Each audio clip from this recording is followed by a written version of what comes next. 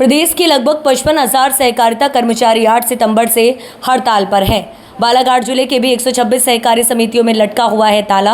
सहकारिता कर्मचारी अपनी 3 सूत्रीय मांगों को लेकर हड़ताल पर हैं। आज हड़ताल का चौथा दिन है। सहकारिता कर्मचारी का कहना है कि हम दिन रात शासन प्रशासन के दिशा निर्देशों का पालन करते हुए काम करते हैं, लेकिन प्रदेश सरकार को हमारी समस्याएं दिखाई नहीं दे रही हैं। कोरोना काल जैसी विपरीत परिस्थितियों में भी हम सरकार के साथ खड़े रहें, लेकिन शासन प्रशासन को हमारी चिंता नहीं।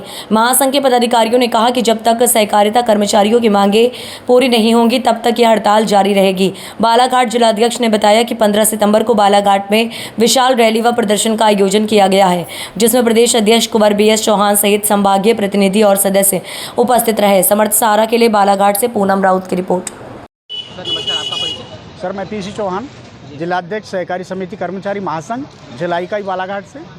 जी 8 सितंबर से आप लोग हड़ताल पर हैं सर, क्या प्रमुख मांगे हैं?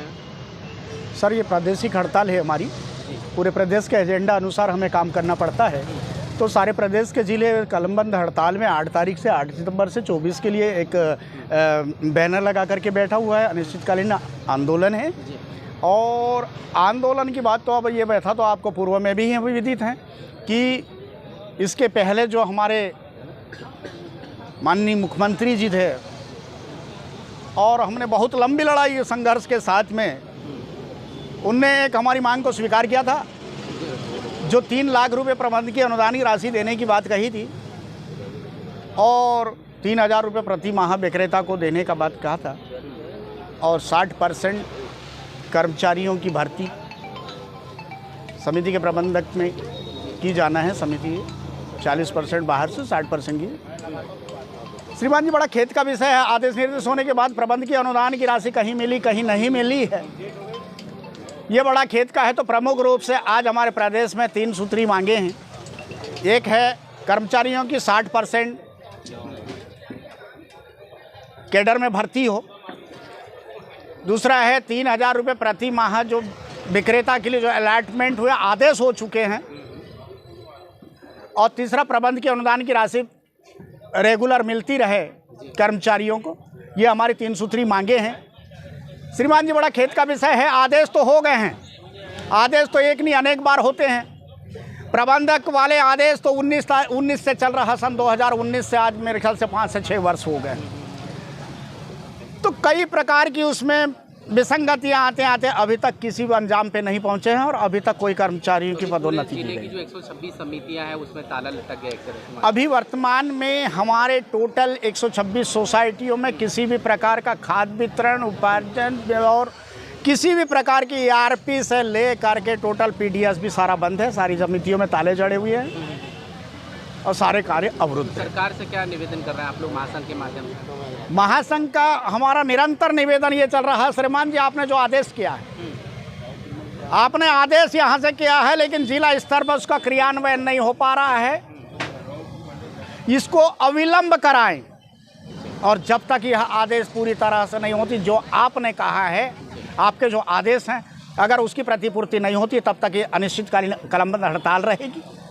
और एक श्रीमान जी, हम आपको अवगत कराते हैं, हमारे प्रदेश अध्यक्ष ने एक रूट शो करा है, एक कार्यक्रम आयोजित है, पूर्व आयोजित है, और यह कार्यक्रम यहाँ बालाघाट को चमकाने और दिखाने की बात नहीं है। मंत्रालय में दे चुके हैं कि हमारा ये प्रोग्राम है, अगर ये हमारी नियत समय सीमा में अगर मांगे मानी नहीं जाती है तो ये हमारा इस टाइप का ब्यौरा है।